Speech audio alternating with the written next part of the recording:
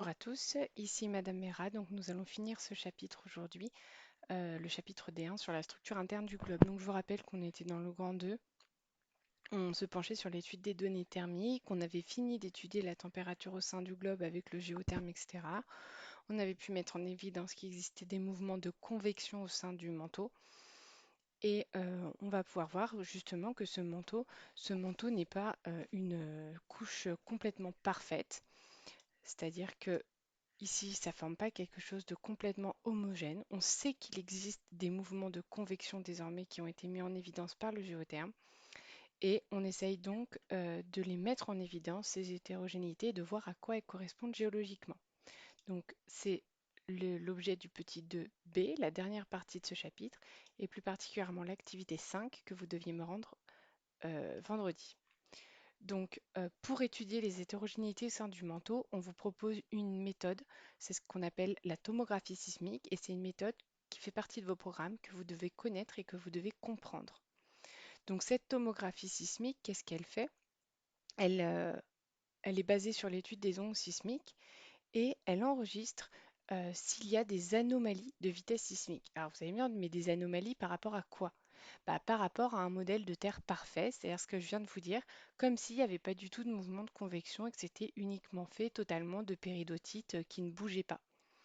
Donc si on va voir des anomalies positives, donc c'est ce qu'on vous explique ici, qui correspondent à des zones qui ont été colorées en bleu, eh bien ça veut dire que les ondes sismiques ont rencontré un secteur où la zone était plus froide et a donc accéléré la vitesse des ondes. Donc on va parler d'anomalies positives. Inversement, si on voit des anomalies négatives, donc ici qui sont représentées par des couleurs rouge-orangé, on est dans des zones qui sont plus chaudes et donc ça veut dire que les ondes sismiques ont traversé des secteurs où la vitesse a été diminuée. Donc des anomalies, ça ne veut pas dire un problème, ça veut dire qu'il y a un écart de la vitesse qu'on a étudié nous au tout début de notre chapitre dans la péridotite par rapport à ce qu'on attendait. Et ça témoigne forcément de mouvements de convection, puisqu'on a vu que les mouvements de convection, il y avait des mouvements chauds qui montaient et des mouvements froids qui descendaient. Donc là, on essaye de faire une cohérence avec tout ça.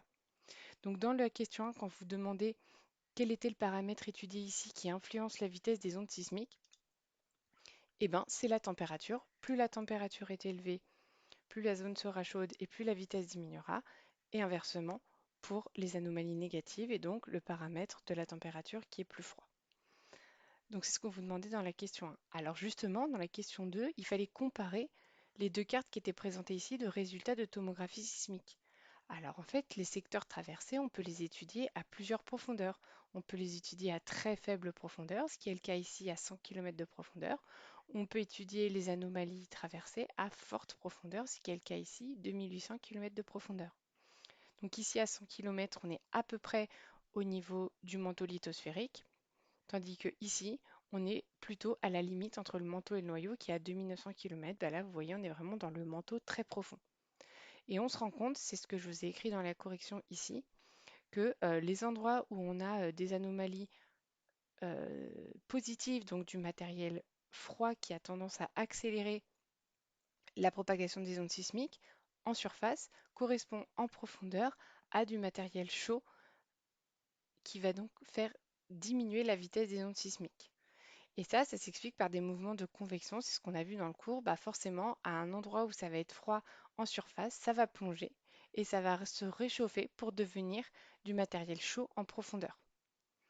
Donc si vous avez compris que ça montre tout simplement donc, en fonction de la profondeur, vous n'avez pas la même température selon les secteurs en lien avec les mouvements de convection. Si vous avez compris ça, en fait, vous avez compris l'essentiel. Alors maintenant, on peut mettre en évidence ça avec quelques phénomènes géologiques qu'on voit au sein du globe.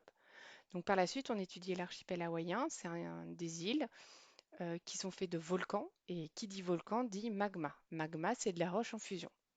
Et on voit justement que quand on regarde par tomographie sismique au niveau de cette plaque où se situe ce volcan hawaïen, la première chose qu'on marque, c'est une grosse anomalie négative sous le volcan hawaïen, donc ça veut dire du matériel chaud, qui fait ralentir la vitesse des ondes sismiques et directement vous devez vous dire bah ça correspond à la chambre magmatique, à la poche de magma qui va alimenter notre volcan hawaïen.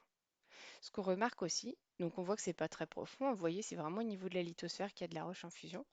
Mais on remarque quand même qu'il y a un petit panache ici de matériel chaud qui va presque jusqu'à la discontinuité entre le noyau et le manteau. Ici, on est à 2900 km de profondeur. Donc, c'est ce que je vous ai mis ici dans la correction. Et on vous demandait justement d'indiquer à quelle partie de mouvement de convection cela correspond. Donc en fait, des mouvements de convection, comme on a vu dans le cours, il n'y en a que deux. Soit c'est du matériel chaud qui monte, soit c'est du matériel froid qui descend. Ben là, vous n'aviez pas vraiment 10 000 choix possibles. C'est du matériel chaud qui remonte depuis le noyau, depuis la limite avec le noyau. Comme il est plus chaud, il est moins dense, il remonte. Et en surface, il va y avoir une fusion de matériel chaud qui va approvisionner les volcans hawaïens. Ce type de volcan qui est nourri par un panache qui vient de très très forte profondeur, ça s'appelle les points chauds. C'est ce qu'on vous disait ici.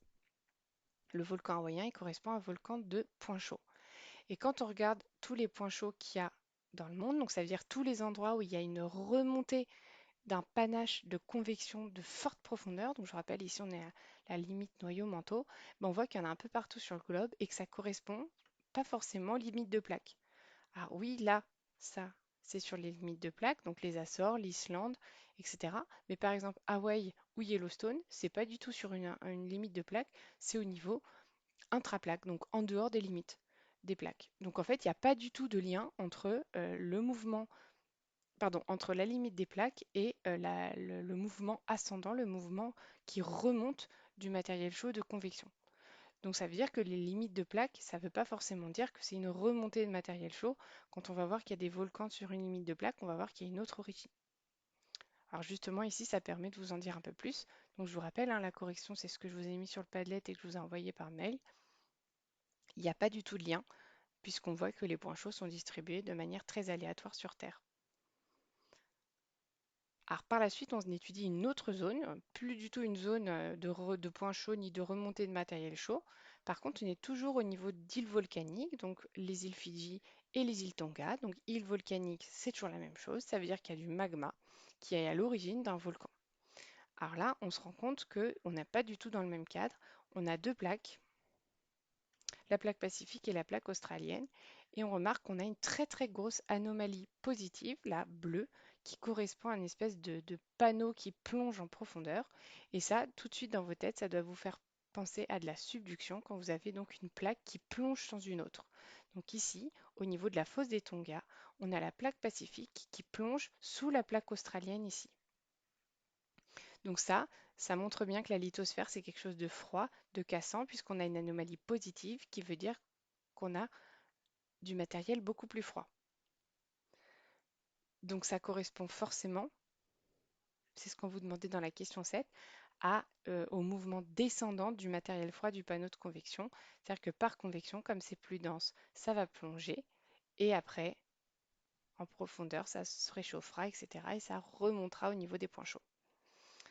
Alors par contre ici, on se dit, bah, alors, du coup, c'est pas des points chauds. Bah non, c'est pas des points chauds, puisqu'on voit que, alors même s'il y a des poches de magma qui sont présents de la même manière que les îles hawaïennes sous les volcans, c'est logique, on voit qu'il n'y a pas du tout de remontée de matériel chaud en profondeur. Vous voyez, là, on est à 700 km et on ne voit pas du tout de remontée de matériel chaud. Donc ça veut dire que ça ne fait pas partie du mouvement ascendant, du mouvement remontant de la convection.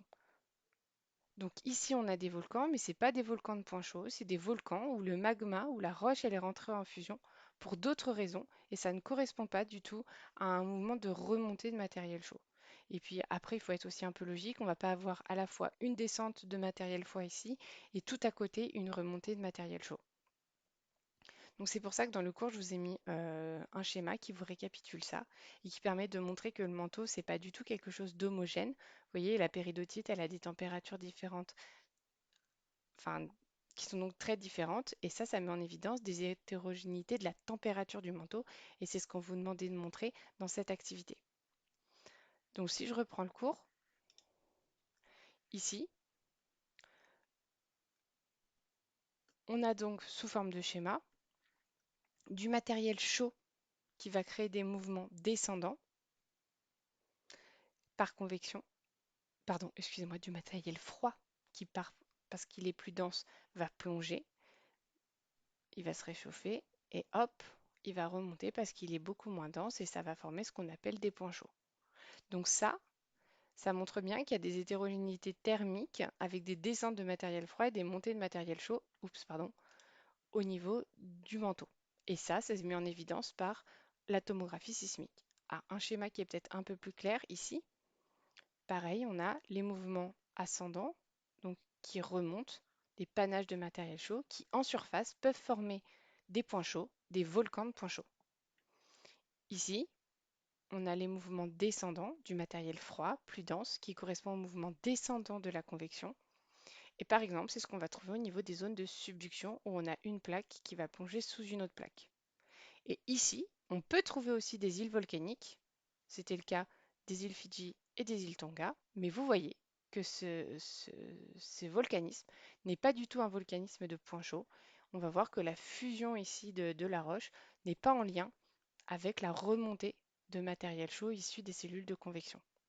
Vous voyez, on a cette circulation qui s'établit au niveau de la sténosphère avec nos lithosphères au-dessus qui vont se déplacer. Donc ça, c'est ce qu'on va voir dans le prochain chapitre. Dans le prochain chapitre, on ne va pas expliquer le mouvement, mais on va voir les conséquences de ce mouvement. Bah, pourquoi est-ce que là on a du volcanisme? Pourquoi est-ce que là on a du volcanisme? Pourquoi là ça plonge? Et pourquoi à d'autres endroits ça plonge pas? Et puis on va voir aussi les dorsales, donc on en avait un tout petit peu parlé, c'est les espèces de montagnes qu'il y a au milieu des océans. Et on va essayer de les expliquer. Donc le bilan qui vous réexplique ce que c'est que le modèle PROM et donc les anomalies dont on a parlé par les études thermiques du globe et la tomographie sismique, et les anomalies révélées au sein du manteau, donc les anomalies positives, qui correspondent à un matériel plus froid et donc plus dense qui va descendre, et les anomalies thermiques négatives, des matériels plus chauds et donc moins denses qui remontent. Et là, je vous ai remis, attention, volcanisme, ça ne veut pas forcément dire point chaud. Donc voilà, c'est la fin du chapitre D1. On commencera donc un nouveau chapitre sur la mobilité et les plaques tectoniques.